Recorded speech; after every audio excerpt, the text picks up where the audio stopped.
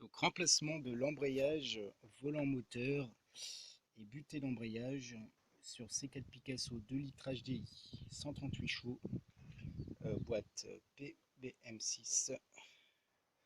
Donc au préalablement avec mon ordinateur Diagbox, j'ai retiré la pression hydraulique au niveau de la butée d'embrayage. La première chose à faire, c'est ça. Donc retirer la butée hydraulique via la valise, sinon vous risquez de casser la boîte au démontage. Ensuite, je m'attaque, pour dégager un petit peu la boîte, vu que je n'ai pas de revue technique, je m'attaque à la boîte à air et à la batterie pour pouvoir dégager le dessus du véhicule. Voilà. Je reprendrai quand je commencerai à démonter les roues.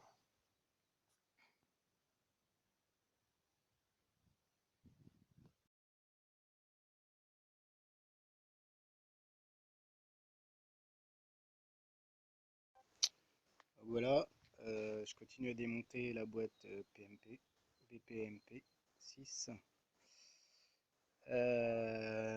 Donc j'ai déposé le bouclier avant, les pare-boues, le véhicule, les roues avant sont déposées. Là je me suis rendu compte que la boîte de vitesse, donc pour l'enlever il va falloir faire tomber le berceau moteur. C'est ce qui est le plus simple. Il doit y avoir 10 boulons en tout. Ne pas oublier d'enlever au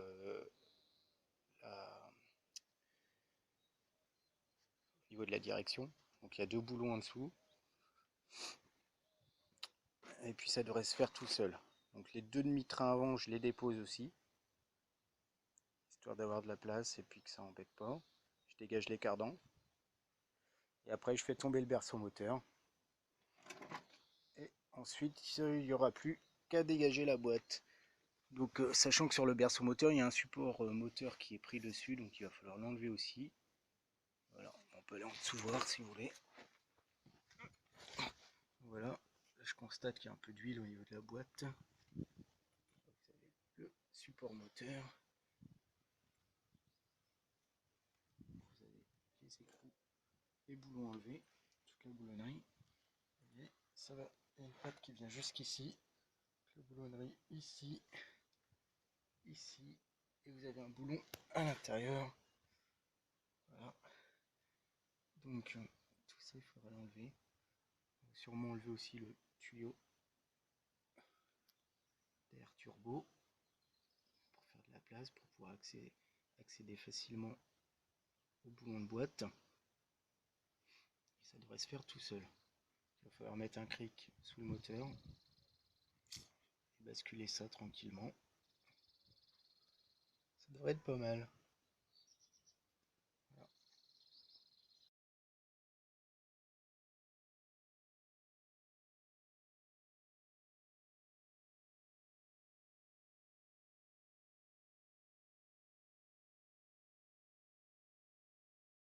Oh, je suis sur le point de faire tomber la boîte. Voilà comment ça se présente. Alors c'est pas trop bête, parce que les ingénieurs, pour une fois, ils n'ont pas été trop bêtes. Il y avait ce morceau-là qui était ici. Et en fait, quand vous enlevez les 2 écrous du bout, il se déboîte. Ça, c'est pas trop bête. Alors par contre, il y a un truc qui est... Je comprenais pas, parce que tout à l'heure, je voulais faire sortir la boîte, elle venait pas. Et en fait, derrière un des supports du turbo, que voici, vous avez un boulon de la boîte. Donc il faut d'abord sortir ce support. C'est assez facile. Il y a 3 vis de 13. Donc vous le faites sauter, et puis après vous avez accès à la vis de 16 qui tient la boîte, donc qui est derrière le moteur. Donc là on a la boîte, j'ai mis une cale sous le moteur, la boîte est enlevée, au niveau du support boîte est enlevée. On a débranché donc le calculateur, j'ai mis le fil là-bas. Les autres fils ne sont pas à toucher, puisqu'en fin de compte tout se gère à ce niveau-là. Vous avez même le réservoir pour l'huile de pression de butée. Donc, tout se gère par rapport à ici. Il y a juste la vidange de boîte normale à faire. Quand je remonterai, je vous mettrai ce que c'est comme huile exactement au niveau des cardans. Donc là j'ai enlevé les cardans. De ça. Donc pareil, ça se fait comme sur une boîte normale. Voilà. Le support moteur, je l'ai fait légèrement tomber de ce côté-là pour avoir le maximum de place. J'ai desserré un petit peu de l'autre côté. Et là, au niveau du cardan de ce côté-là, vous avez une petite patte que vous voyez ici. Vous enlevez la vis là, vous desserrez celle-ci qui n'est pas très accessible. Alors moi j'ai ma petite méthode, j'ai pris une clé plate plus un embout torse et je l'ai juste un petit peu desserré. J'ai fait pivoter la patte et ensuite par derrière, en tapotant légèrement, vous avez le cardan qui vient. Donc le support moteur qui est complètement défait, pour pas qu'il me gêne. J'avais desserré donc la direction, enfin non, ça me sert à rien.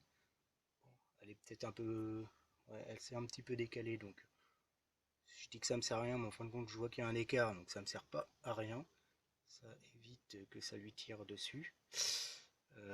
Les étriers de frein, bah, je les ai attachés directement aux amortisseurs des deux côtés. Voilà. J'ai juste fait comme ça. Tiens, sur la rotule ici. Je ne suis pas embêté. On voit bien. Hop. Tirer. Ça vient. Hop. C'est défait tout seul. Celui-là, c'est pas la peine que je l'enlève. Hop, je le remets. Bah, j'ai fait tomber le bouclier, tout ça. Pour avoir bien accès, pour trouver. Alors ici, c'est que des clips. Le pare-choc est pris que sur des clips, là, sur le côté de l'aile. Et pareil ici. Il y a un écrou de 10. C'est tout ce qu'il y a à desserrer. Ça se fait relativement bien. J'avais fait le démontage d'un 807, je m'étais un peu plus galéré que ça. Là, ils ont sur un C4 Picasso, c'est assez facile. Donc il y a juste la prise calculateur à débrancher et la petite vis de masse qui se trouve directement là. Ensuite, vous dégagez les fils. Hein, c'est pris dans les écrous de boîte, les vis de boîte. Et puis voilà, le démarreur est mis sur le côté. Normalement la boîte devrait venir. J'ai débranché ici les durites turbo. J'ai retiré la durite inférieure là en dur pour pas qu'elle me gêne au niveau du démontage. Vous avez sur les C4 maintenant, donc sur les nouvelles Citroën et Peugeot, vous avez des protections comme ça au niveau du carter moteur. Je connaissais pas, c'est nouveau. Enfin, début à tout. Celui-là il est de 2007. Donc pourtant j'avais une voiture dans ces années-là déjà, mais j'avais pas la même protection. Voilà. Bon ben la suite après démontage de boîte.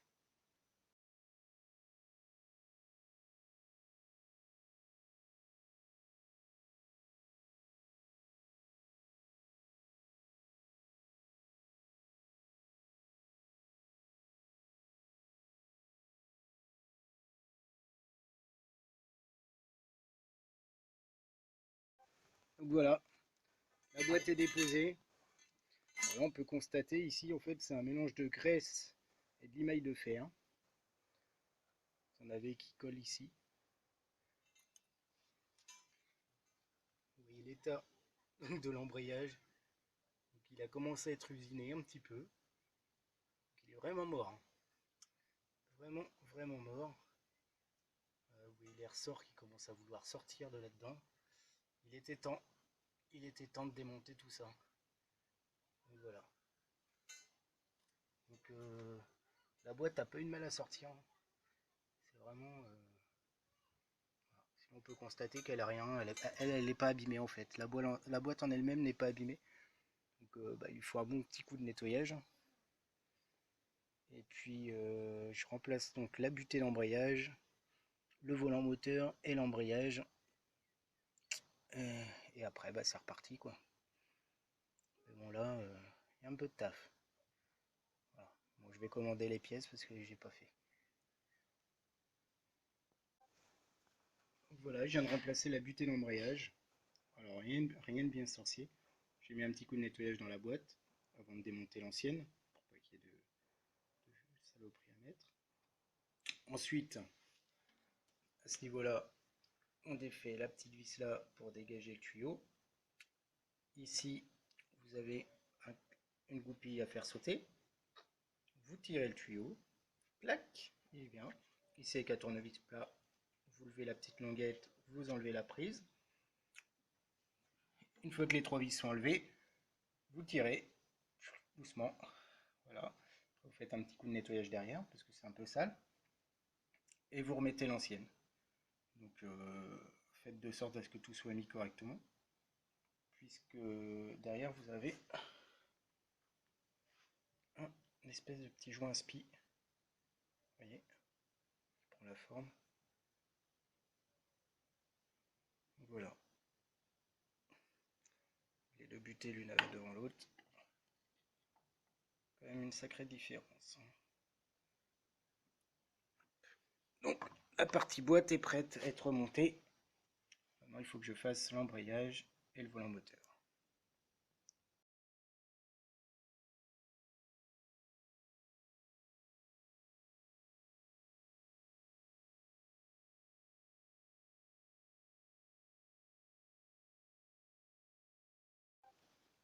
Voilà, embrayage neuf, bien les rainures, embrayage HS, est complètement HS, on peut pas faire mieux.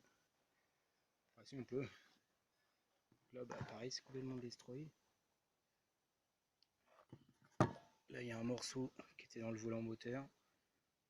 Le volant moteur est encore dessus. Tic tic tic. Voilà, tout ce qui est par terre au démontage. On voit ça généralement.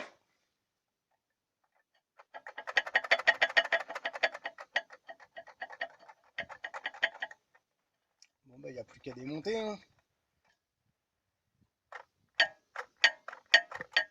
Il y a bien un petit jeu quand même. Il y a du jeu, de toute façon c'est un limace, donc il y a forcément du jeu.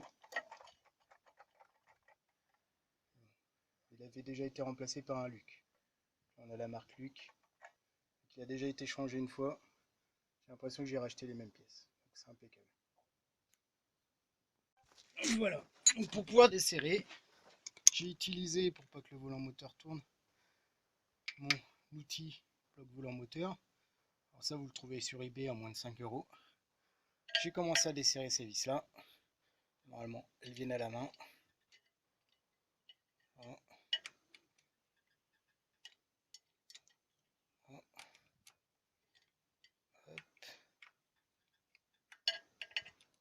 Je les ai desserrées donc avec la clé à cliquer.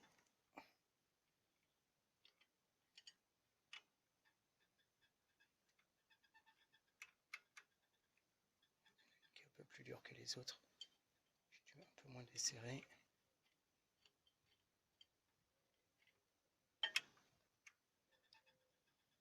Là le volant moteur il tient plus que par celle-là.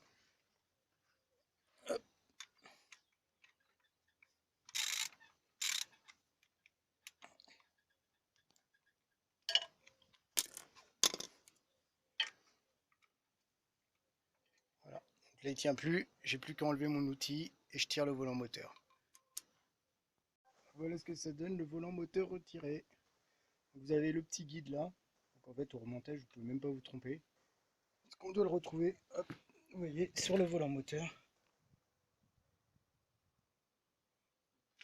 Pour le retrouver ici, voilà, vous avez le petit guide. Impossible de se planter. Alors là il y a un peu d'huile, parce qu'il y avait une petite fuite au niveau du cache-culbuteur. Donc qui a coulé entre la boîte et le volant moteur. C'est rien du tout. Heureusement, c'est pas une fuite au niveau du joint spi. Vous voyez là, il y a un joint spi ici. Là. Voilà. Alors ça, faut vérifier qu'il ne fuit pas. Bon, ça a l'air d'aller. Pas de souci. Par contre, ici, il y avait une petite fuite. Là, ça coule sur la durite. Vous voyez, voilà, ça a coulé là. Voilà. Donc voilà, je viens de finir de remonter le volant moteur. Donc il est recommandé de mettre du frein filet sur les boulons avant de les remonter. Voilà. Donc là, il n'y a pas d'erreur. Il y avait un centreur. Donc le volant moteur est mis en place. Je vais pouvoir enlever mon outil de blocage. Là, c'est serré au couple. Donc voilà.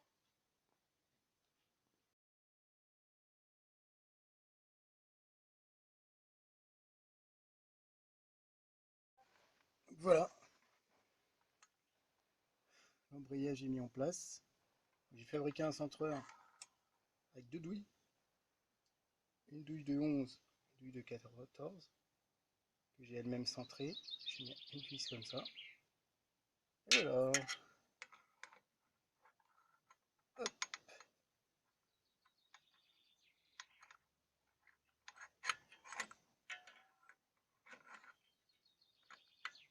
Impeccable. Ah, là je suis dedans.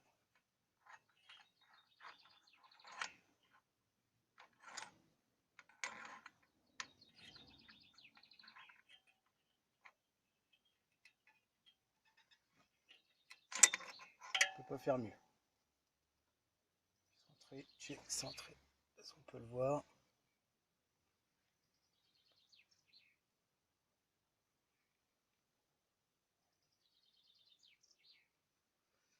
Voilà. L'embrayage, la boîte est prête à remonter. Hop. Alors que je suis centré. Voilà, la boîte de vitesse est mise en place. Je vous avoue que j'ai mis moins de 5 minutes pour la mettre. Ce qui m'a posé le plus de problèmes, c'est son poids. Elle est super lourde. Si vous pouvez être à deux pour la remettre, c'est mieux. Donc, impeccable. Je l'ai bloqué là, avec un espèce de marteau pochère, une masse en caoutchouc. Donc, j'ai pas forcé. Je l'ai fait un petit peu bouger de droite à gauche et clac, elle est rentrée. Donc, comme quoi, mon histoire de centreur avec les douilles, il y en a que ça peut peut-être faire rigoler. Mais voilà, ça marche.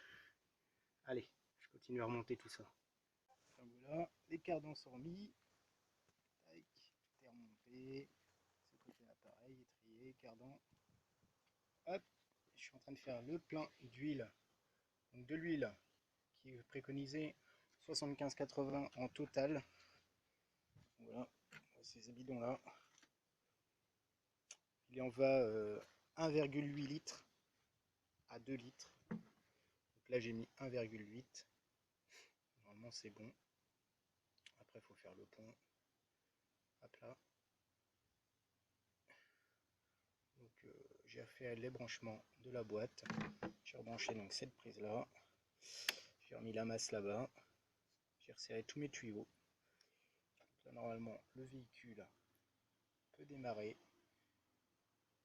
Et on va pouvoir faire la purge de la butée d'embrayage ainsi que l'apprentissage de boîte. Donc là, je remonte encore tout ce qui est pare-choc. Je vais d'abord faire la purge informatiquement. Voilà. Donc à tout de suite pour la purge. Voilà, là je suis sur Diagbox. Donc là, ils viennent de faire la recherche de tous les calculateurs. Donc là, je vais sur boîte de vitesse.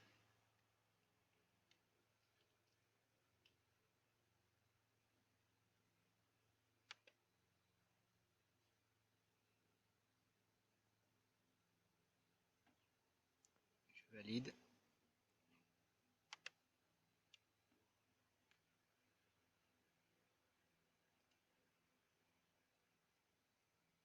Pack réparation.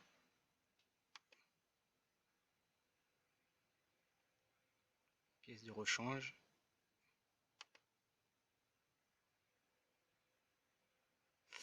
Remplacement de la butée débrayage hydraulique.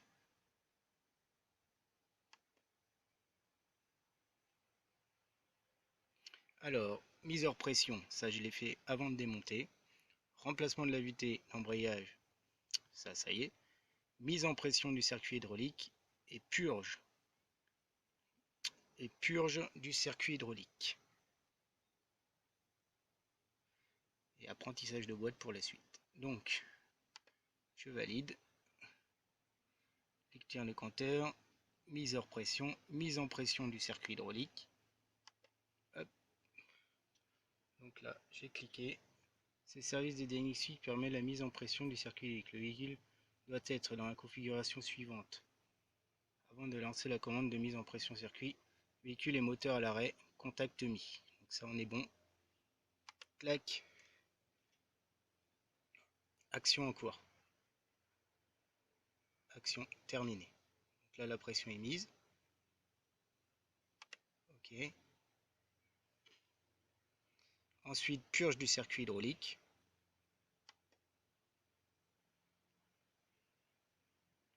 Véhicule moteur à l'arrêt. Contact mis. Hop. Action en cours. Là, on entend bien que ça... action en cours, toujours.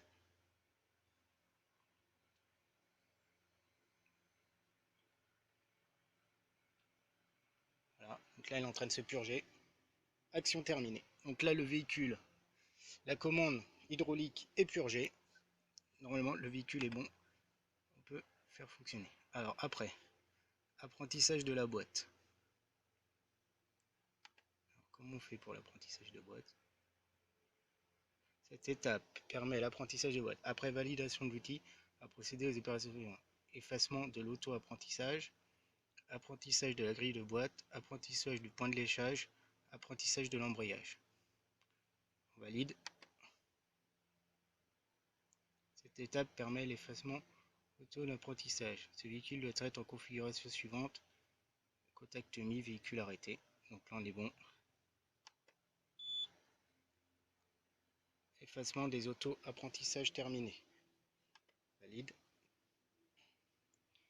Un apprentissage, hop, on recommence.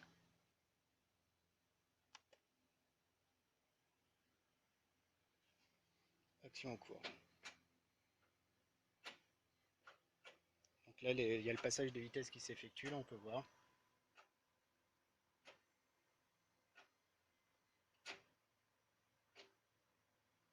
On entend bien les passages de vitesse.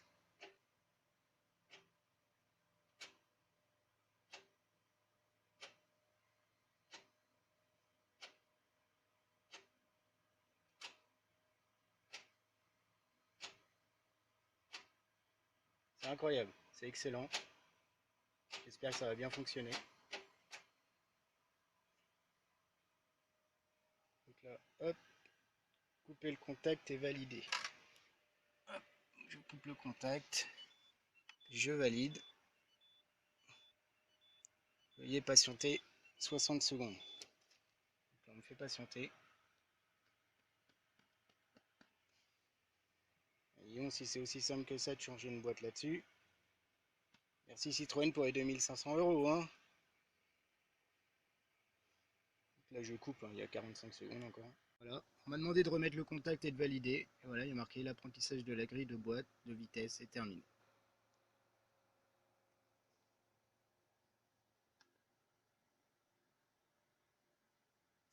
Cette étape permet l'apprentissage du point de léchage de l'embrayage.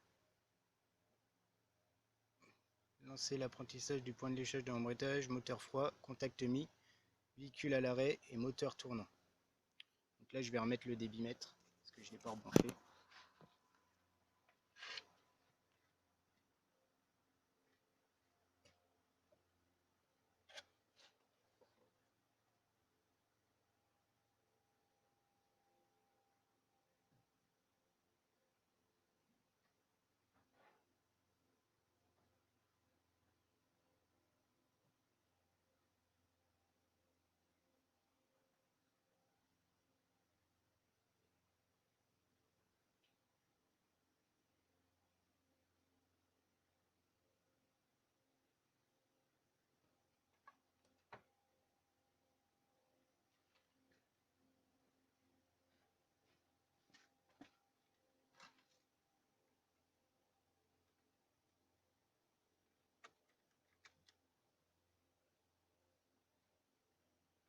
Ah oui, c'est vrai qu'il faut appuyer.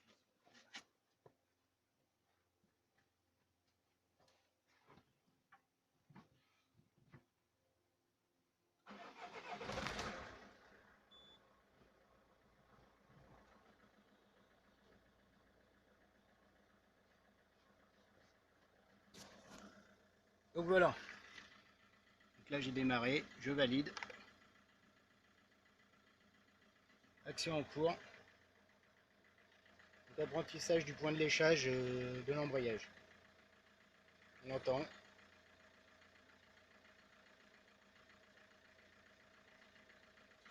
Couper le contact puis valider.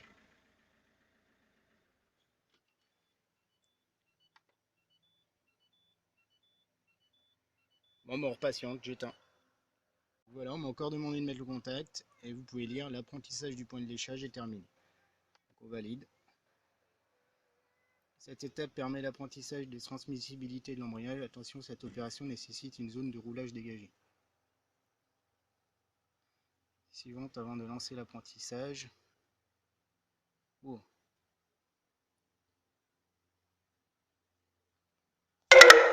Afin de laisser la température d'embrayage se stabiliser à la même température que le moteur.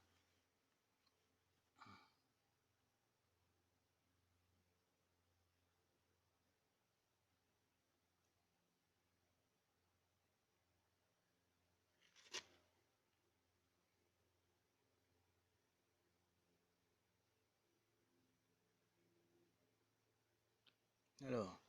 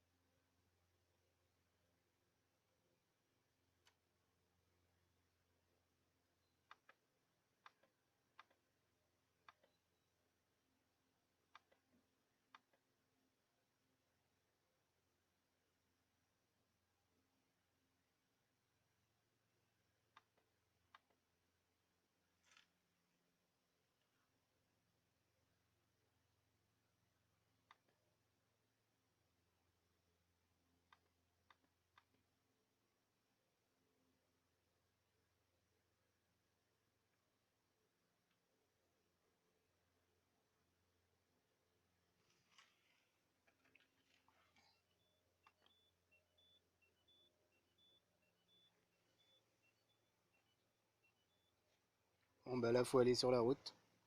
Donc j'ai enregistré, je vais regarder ce qu'il y avait marqué là-dessus.